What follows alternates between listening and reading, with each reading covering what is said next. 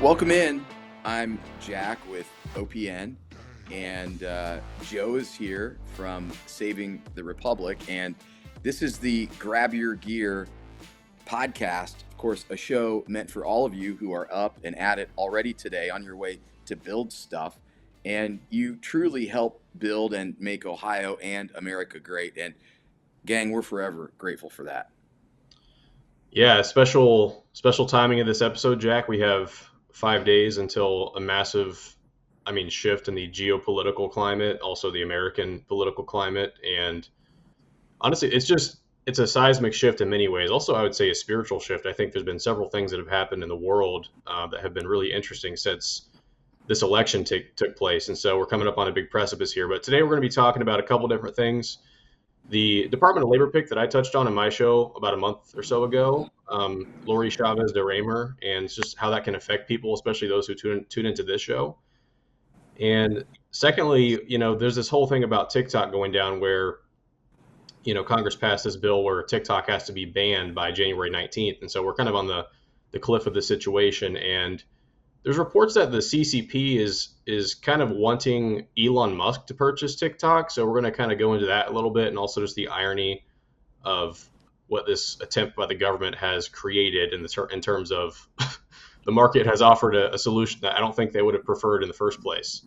So, Jack, I don't know if you want to start, but I'll throw it to you, the Department of Labor pick, but just any opening thoughts that you might have on the inauguration and just what we're about to see happen here in the U.S. I'll be in DC on the 20th, and I was absolutely excited about that a couple of days ago. And as the weather forecast comes into focus, I'm I'm not as excited as I was a week ago. It's going to be cold, but I'll be there nonetheless. It's an historic day to me. Donald Trump winning is the greatest comeback in American political history. But the way that it was done, why it was done, I think a lot of people thought that what the left would deem as the culture or social wars would have very little to do with the election. It turns out they had a lot to do with the election. And we'll talk about that a little later in the show. There are a lot of pissed off parents who want to be back in control of their kids' lives and what goes on in schools. But, politics really is about the art of making decisions. And so when people are put into prominent positions, you raise your eyebrows and you go, well, how's that person going to make decisions and work on important matters? And you really picked an important topic to talk about with Lori Chavez-Deremer, who will head the Department of Labor. That was an early pick. When Trump realized he was going to be occupying the White House again, he tapped Deremer, who is a Republican out of Oregon, was a congresswoman there who lost re-election in November. But the reason that pick raised some eyebrows, of course, she's, I would say, a Latino, a female, obviously. So the identity politicians are excited about that. But in a sense, the unions have been a little bit excited about her too. And for the people who are watching this, you go, well, that might not be a good thing if the National Education Association, Becky Pringle, the president there, is excited, if the ACLU is excited. Is this a good pick? And, Joe, Deremer has been enthusiastic in backing things like the PRO Act, which the acronym stands for something like protecting the right to organize, really making it easier to unionize on the federal level. And she sponsored another piece of legislation that would protect public sector workers from having their Social Security benefits docked because of government pension benefits. Now, that's a topic that conservatives really are split on. I've seen people who go, look, Social Security was intended to feed the older population in America when this was enacted way back then. It's turned into a retirement account. We need to get back to what it was because we can't afford it down the road. But then there are people who go, hey, I've paid into this. If I put money in it, I have a right to get it back. But the real crux of this, and I'm curious to see what you think about it, because I know you've talked about it, Joe, is that how is she going to behave in that position? Unions have historically been pro-progressive, pro-Democrat Party, and really have done things that, under the guise of protecting workers' rights, have actually ended up harming workers in businesses in the long run. So curious to see what you think about DeRaymer as the pick for Secretary of Labor. Yeah, so there's rumors that this really was a pick that came because of Donald Trump's relationship with Sean O'Brien getting really cozy with the Teamsters, and just there has been a little bit of a shift in the Republican Party that I think voters are missing why it matters. Jack, you're very aware. You were part of the Union Hustle documentary. You Mhm. understand the philosophical, really just reasons that that unions and organized labor today, maybe not when they started, but today, the way these things are run, really just diametrically oppose conservative principles. And honestly, not just principles. The money that they donate to political causes goes against conservative principles, and including principles that Donald Trump governs based upon many of those. And so it's kind of hypocritical to fight for these things and appoint somebody in this position, just because we know how money can be mishandled in those positions. But also, you look at Mhm. the influence of the Department of Labor secretary on situations like the National Labor Relations Board and recommendations for appointees, and then you can get to a situation where we end up with a very, I wouldn't say liberal, but pro union bureaucracy governing this new administration, which I think again is an issue on many different levels. The main one being that, and we can also talk about, you mentioned pensions and Social Security. There's also a really big shift happening right now in the American public for voters who are aware. I personally, in a different job I had, I was in a traditional pension plan by default, and I read the fine print, and I did not join that pension plan. I was one of very few people to do that because I realized that pensions oftentimes are just a tax, and that Mhm. money just goes to these people at these unions and these fund managers, and you're paying this extra tax. And so I think a lot of Americans are starting to feel like, hey, what if I want to take that Social Security money that I'm forced to pay and put it in a 401k? I mean, what if I Mhm. want to take the money and buy gold? I mean, the returns are just exponentially higher if you just take your money and put it in the most basic investment fund. And so I think there's a philosophical shift happening with Americans, and I think this appointment, you asked why it's significant. I think that it could have quite a large effect on really just how voters feel about some of these things. And you talk about, like, I'll throw this to you, Jack, on your thoughts, but if the reality is that a lot of Trump voters, they really adore President Trump, and Mhm.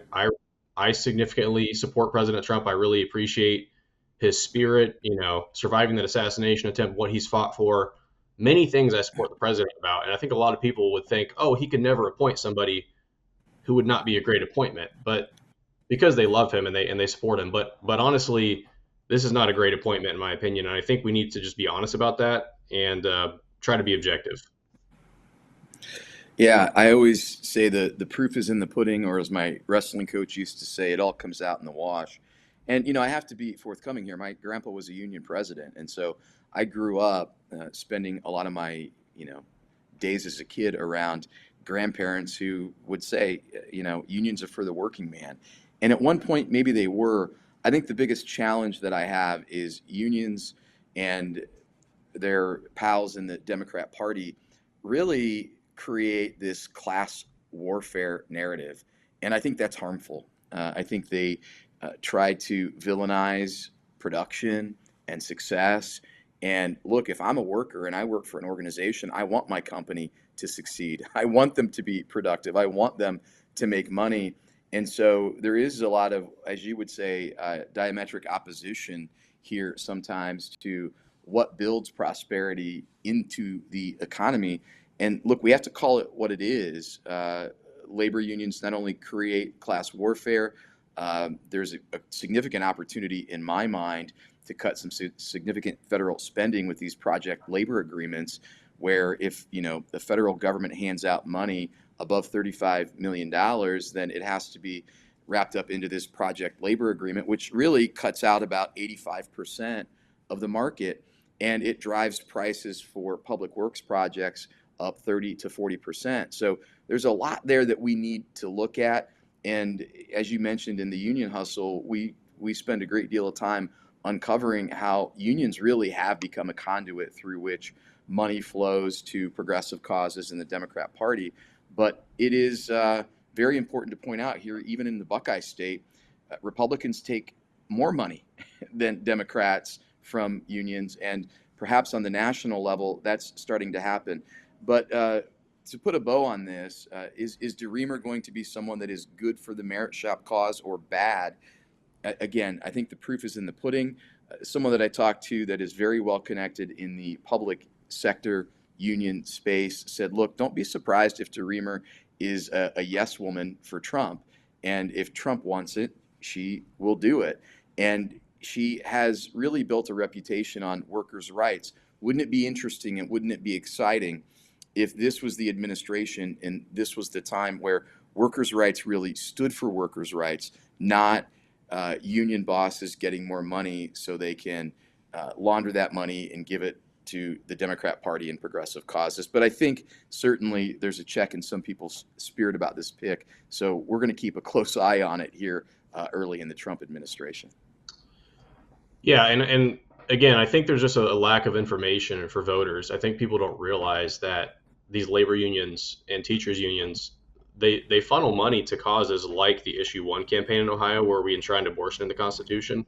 Yep. That's where the money was going. This is an issue that we fought hard against, including the constitutional 50% amendment. Right, that was something as well, that money was coming from unions. And so if you're a conservative, if you're a Republican, you really should think about that if you're taking money from them. And honestly, there needs to be a little bit more reporting. I think that's why we have this podcast partially, is that people just don't realize that this money is going to those causes. And so it's not good for merit shop workers, especially if you're a principled person, Jack. I don't know about you, but I wouldn't want money coming off my paycheck with no choice going to pay for something like abortion. That's just, it almost seems to be violating my personal rights.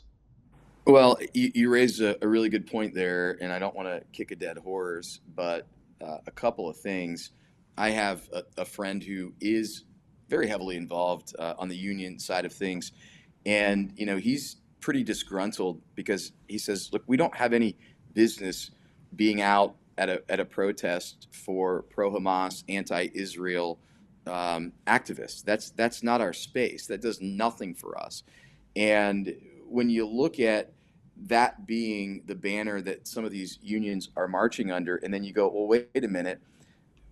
Not only are they not protecting workers and they're supporting radical causes, but Joe Biden had to send $90 billion of tax money, your money, my money, people listening, their money, to bail out pension funds. And so to me, there has to be a lot of attention and action in the union space. And so it's a massively important pick. And again, we'll see where it goes. We're going to definitely report on it here in the Buckeye State, but also across the continental United States.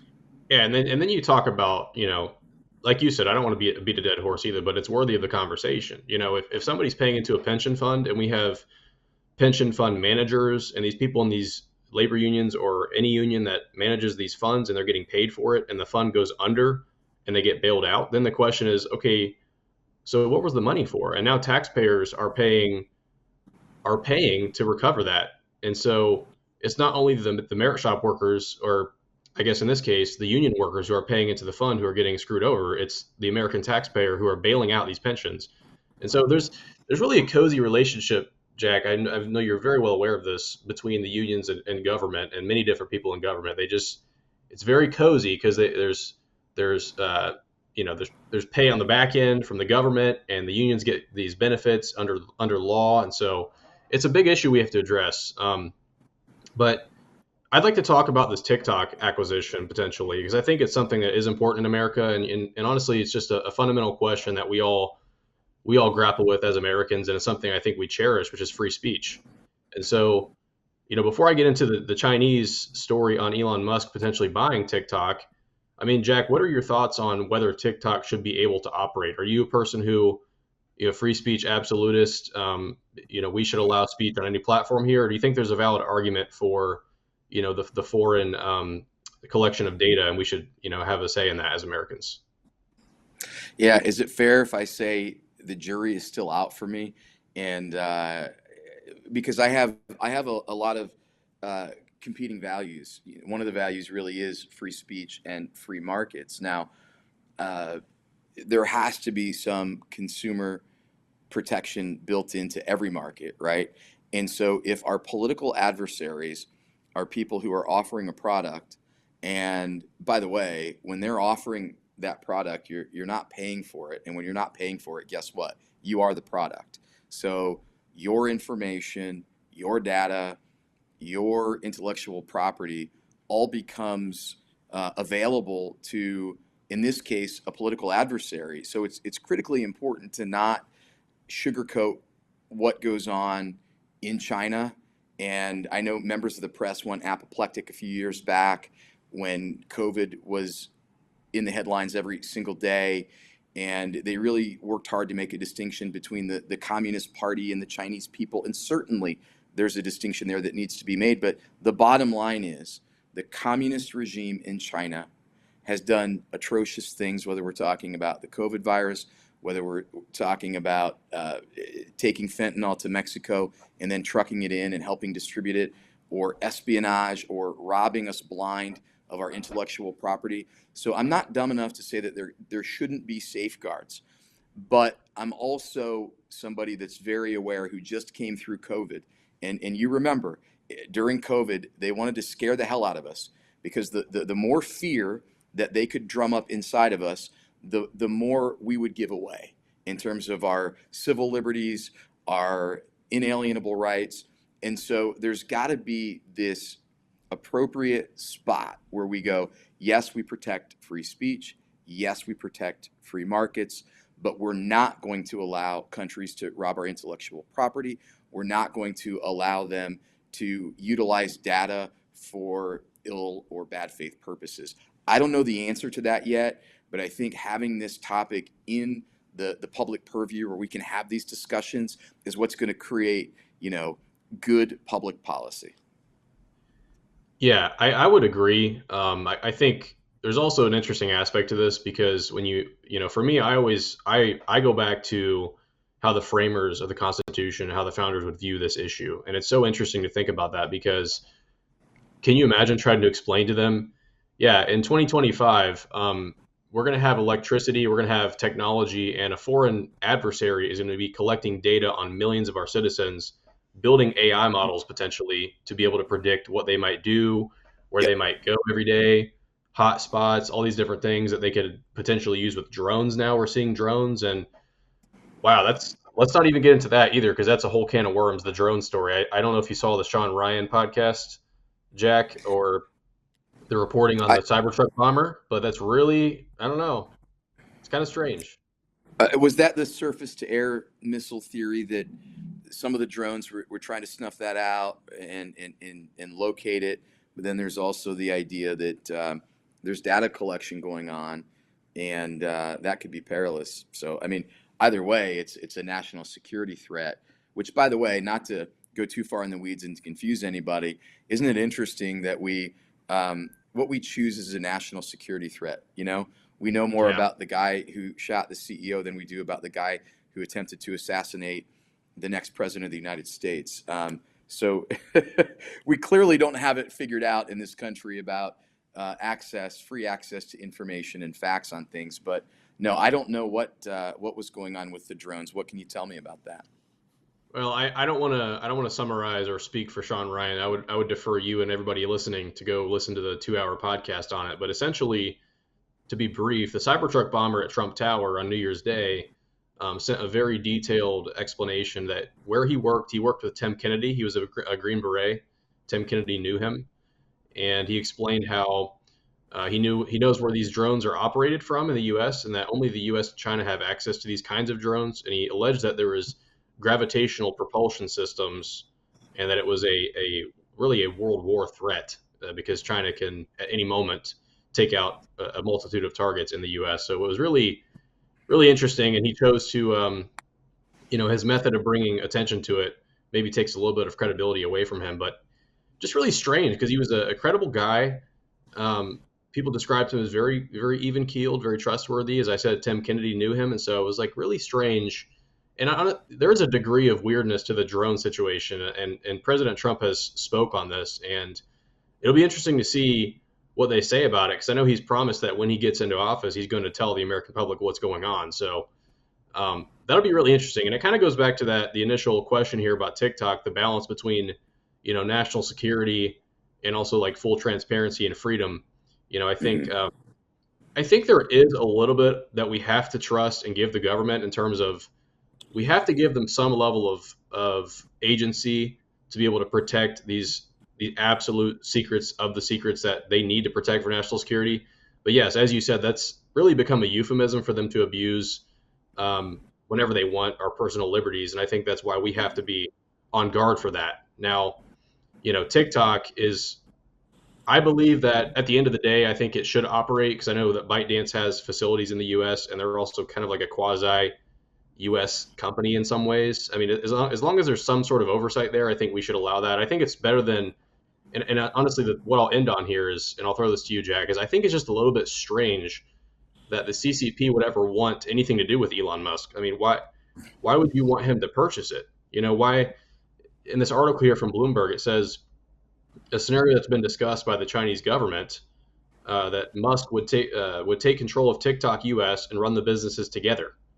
With more than 170 million users in the U.S., TikTok could bolster X's efforts to attract advertisers. So they're appealing to his ownership of X. But don't you find that a little bit strange? I mean, why would they want anything to do with such an American patriot?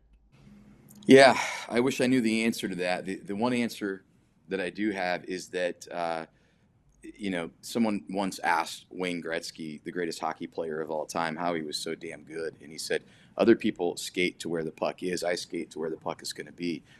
China's skating to where the puck is going to be. They're looking 60, 100 years out. I don't know how this fits into their overall strategy, but it does. And so, to me, it maybe allows them to keep this thing alive. And who knows? Maybe they still have tentacles in it. Maybe it will be a gateway that allows them to still interact here in America.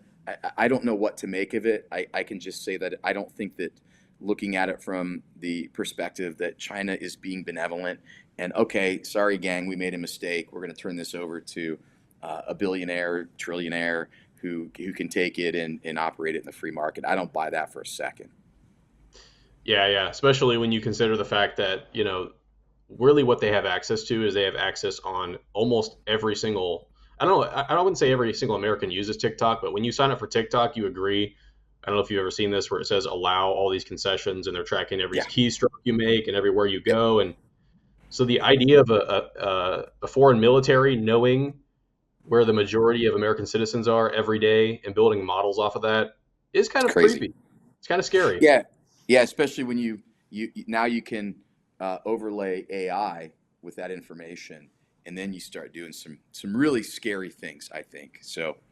Yeah. Yeah. Now I'm more. It makes you feel better. I'm more concerned about TikTok now than I was at the beginning of this discussion. So this has been a good public policy discussion. I'll tell you what. I keep looking down at my phone, and I apologize for that. But I'm waiting any second for an announcement to come across my phone indicating that Ohio Governor Mike DeWine has called a press conference because one of the big stories in Ohio and the United States is when is Governor DeWine going to pick Vice President elect J.D. Vance's replacement in the U.S. Senate? Well, I think it's going to be today or tomorrow. If I had to bet, I'd say Thursday.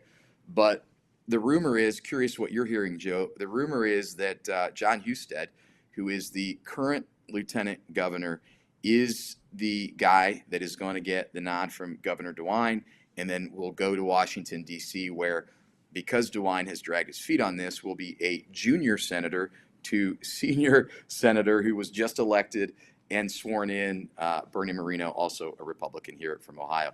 What are you hearing on the street? Let's get into the innards of this a little bit. Yeah, I've heard Houston as well. Funny enough, a while back, I heard a little birdie say that I think one of your friends, Mahek Cook, had a shot at it, but I don't know if that ended up super developing. But yeah, I'm hearing the same thing, and honestly, I think that would be a good pick. I like Houston personally. I think especially with what he's done with. I'm not sure if you're aware of this, Jack, but Innovate Ohio. It's been pretty Hmm. impressive. Just um, really bringing Ohio's technology up to speed and making it efficient and pretty low cost, and bringing in brilliant minds from the private sector. I think he's done a good job as lieutenant governor, and I am that's what I'm hearing as well. So it'll be interesting to hear. I don't know how much longer we have to this press conference, but maybe if we went a Yeah, little bit longer, we could break the news. that's right. That's right. Yeah, I think it's going to be Husted. The question that I keep getting is why has it taken so long? Husted and DeWine went to Mar-a-Lago. That's been weeks ago, but I'm nibbling around the edges and starting to get an understanding of what those conversations may have looked like. My understanding is DeWine took Husted in order to get Trump's blessing, and sources tell me that Trump said, "Well, wait a minute, U.S. Senate. I thought you wanted to run for governor," which that's a fact that many people here in Ohio politics know. John Husted, since he ran for the state house in 2020, has been telling people, one day I'm going to be governor of the state of Ohio. And in fact, he allegedly made a deal with Mike DeWine during that first race where DeWine won as governor. Husted was quite a force in that primary. Well, they combined forces. Husted rolled some of his money over to DeWine, and DeWine was supposed to do one term, and then John was supposed to be governor. That didn't happen. And so allegedly, he was trying to get Trump to endorse him. And I think that conversation went something like this: we'll see how you do. I won't oppose you.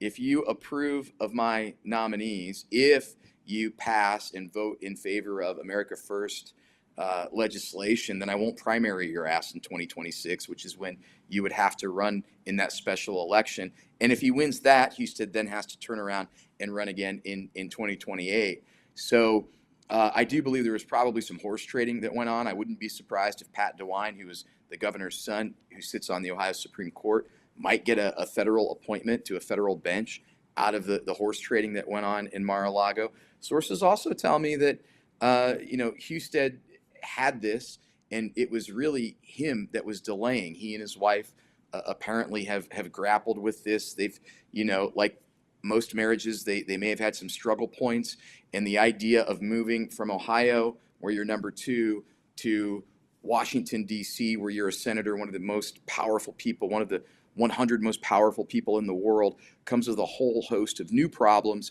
And so I think as a family, they were maybe struggling with that decision. But look, it makes sense to me, and I'm probably going, a little deep on this, but for people who are here in Ohio, you remember John Husted has two albatrosses hanging from his neck. Number one, he was sidecar to Mike DeWine during Ohio's horrible handling of COVID out of the gate, and some people are still pretty perturbed about that. They didn't think that he stood up to the governor enough. And then House Bill 6, which was the largest political scandal in Ohio history, really set the Republicans back a little bit. People are in prison over it. And some people are going, well, why did DeWine and Husted not get more punishment? That's hanging around his neck. So I think getting out of Ohio, getting the DeWine stink off of him is probably a good political move. And frankly, the other reason I think it's Husted is that everybody in Ohio is wondering who's going to run for governor in 2026. My understanding is there was an internal poll done a few weeks ago that showed if Husted ran, he and Jim Renacci and Dave Yost would be kind of close. And then all of a sudden, if Vivek Ramaswamy's name is thrown into that race, Vivek had 54% support. The person closest to him was Husted at 21. And so if Vivek decides to run for governor, sources tell me he's going to, then Husted's really, a man without a country, so to speak. So I think all arrows point to Husted, and I think I'm starting to understand why it's taken so long for DeWine and Husted to make this announcement. Yeah, it's fascinating to hear that story about Mar-a-Lago and some of the things that are some of those trades and agreements that are happening behind the scenes that are affecting the course of our nation in a small way. 1/100th of the Senate. So that's really interesting to hear that, and not surprising. But I wouldn't say I have um, as much inside information as you have on that, Jack. So I'll defer to you Well, on this. well, I'll refer our listeners to. I went deeper than I probably should have to theohiopressnetwork.com. The Scuttlebutt is where you'll get the latest on that pick. We'll have another article up for you that you can read if you're interested in that. Well, I think that's a good wrap for today's show, Jack. Unless you had anything else you wanted to touch on, I really appreciate you. I guess we're co-hosting now, so I wouldn't say appreciate you coming on. I guess glad to do this with you today, and really looking forward to this next week and really the next 4 years. I think is an exciting it's an exciting time to be an American, and a lot of good things coming down the pipe. But we got to be objective, right? We got to be fair. We have to be objective, and here I can be a little more opinionated. My other day job, I have to hold people to account. A lot of people made a lot of promises heading into November, and voters bought those promises. Now politicians have to deliver on them. So we're going to report to you weekly whether they're delivering or not and what you can do about it. Absolutely. Well, check out Jack Windsor at the Windsor Report 98.9 FM, also the Ohio Press Network, as he mentioned. We are live here, I believe, every Wednesday now with the podcast. I might be wrong on that, but I think it's every Wednesday. You can catch us here once a week. And I also do Save the Republic here for Grab Your Gear. As of right now, we'll be doing Friday episodes and keep you guys posted on any future changes in that schedule. So appreciate everybody listening today, and we will catch you next time. Take care. Yep.